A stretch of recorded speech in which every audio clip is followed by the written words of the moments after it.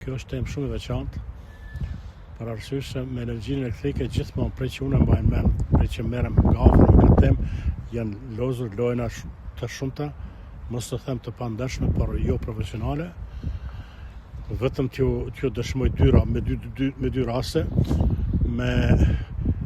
vonesën e aktivizimit të interkoneksionit me Shqipërinë. Arsyetoshin ata që kishin interese personale se nuk po lejon Serbia dhe unë nuk di kush është ai mençur që duhet ta pyes Serbinë për çështjet tona të brendshme. Dhe e dyta, kur para afro 10 vitesh ndodhi një eksplodim në Kek, na u imponua 5.8 ose 5.9% si masë e përkohshme rritja e çmimit të energjisë elektrike, ndërsa masat e përkohshme vlejnë 6 muaj deri në 12 muaj, por jo që 10 vite. Të gjithë ne paguajmë një sasi, një shumë për atë eksplodim i cili është rregullu, është miratu, është rinovu, ka përfundu ajo, por ja që dikush i mban akoma gishtat e tij në xhepat tonë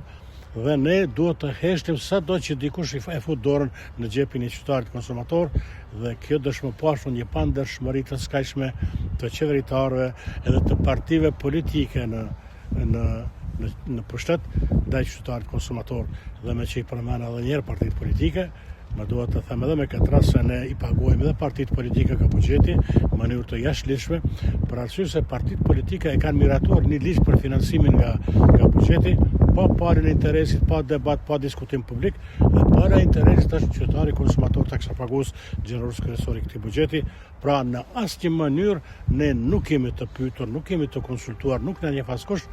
pa marrë parasysh se ne jemi kontribues, jemi të mirë për ta kryer obligimin tonë patriotik fiskal, por nuk jemi të mirë për të dhënë mendimin tonë se si do të shpenzojnë ato para.